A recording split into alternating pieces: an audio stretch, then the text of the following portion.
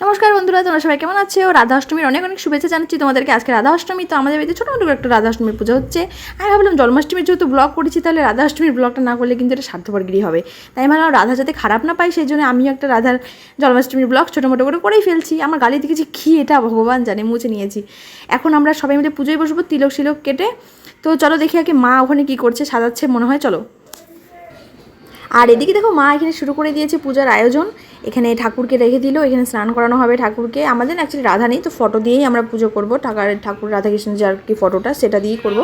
তো এদিকে মা সাজিয়ে নিচ্ছে, স্নান করানো শুরু হয়ে যাবে। তার আগে আমরা সবাই মিলে একটু তিলক কাটবো।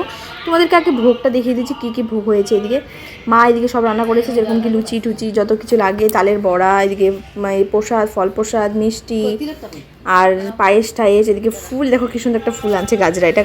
তো এদিকে আছে আবার ঠাকুরের স্নান করানোর সব জিনিস। তো তোমরা দেখতে থাকো, আমরা জলদি তিলক কেটে আবার দেখা করছি। এই যে রেডি হয়ে গেলাম। আজকে না বেশি সাজিনি কি বলতে সেরকম সাজিনি, যা গরম না বিশ্বাস করাতে পারবো না তোমাদেরকে যে কী অসুবিধা একটা। এদিকে মা পূজায় বসে পড়েছে, এদিকে পূজা শুরু হয়ে গেছে। আমরাও জলদি পুজোটা সারবো, কারণ গরমে কিচ্ছু ভালো লাগছে না, ঠাকুরেরও হয়তো ভালো লাগছে না, এত গরম আজকে। জানি না কী করবো এত গরমের মধ্যে, তাই কোনো মধ্যে একটা শাড়ি পরে চলে এসেছি। আর এদিকে সন্টুর মা আজকে উপাসে আছে, সামনের বার জন্মাষ্টমীতে পারিনি, তো এখন আজকে উপাস আছে। আর এদিকে আমার ছেলে এখন কীর্তন করে শোনাবে। বাজা বাজা না বাবা, এই যে আমাদের পুজো এখন শুরু।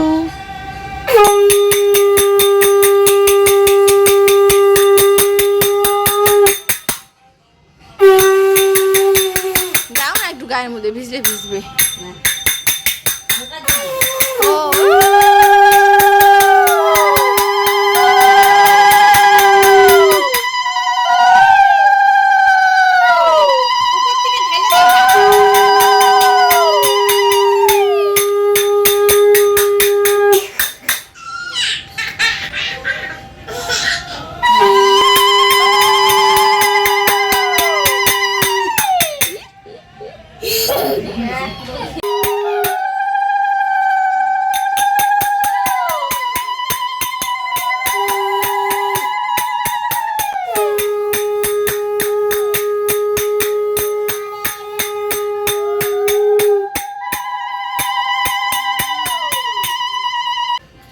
ব্যাস, এদিকে এখন গোপালকে বসানো হচ্ছে। গোপালকে একটু ফিটফাট করে বসিয়ে দিলাম। এই দেখো কি সুন্দর লাগছে গোপালকে, সে সুন্দর লাগছে না?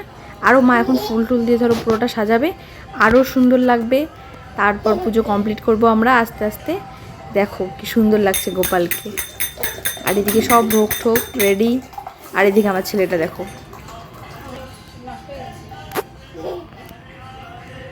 তুই কি বাজাচ্ছিস সন্টু? হাত বাজাচ্ছিস? দেখি তোর টিকাটা, তোর টিকাটা দেখো না একটু। ওরে বাবা, ওই গাজরার অর্ধেকটা না আমি নিলাম। আর এইদিকে তো পুজো হচ্ছে, আর এই দিকে আমাদের সন্ন্যাসীগুলোকে দেখো কি করছে। মারামারি না, মারামারি না, মারামারি না, আরে ভগবান! দেখেছো এক জায়গায় বসলে কিরকম শিয়াল কুকুরের মতন ওদের অবস্থাটা হয়ে যায়।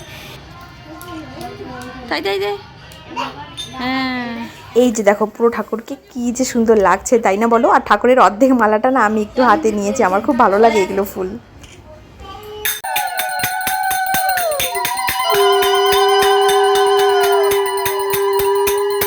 আর এদিকে আমাদের আরতিও আস্তে আস্তে কমপ্লিট হয়ে গেছে। আর মা মনোযোগ দিয়ে ঠাকুরকে প্রণাম করছে। বাচ্চাগুলোকে একবার দেখো কি যে চঞ্চল। আর এদিকে ওরা ঢোলক বিন্দুটা ননদিনী যাইনি বলে।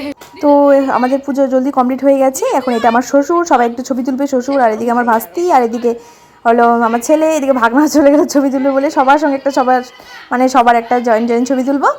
তো এগুলো একটু ছবিবন্দি হয়ে থাকবে, ফেসবুকে থেকে যাবে সারা জীবন, আমরা না থাকলেও থেকে যাবে জিনিসগুলো।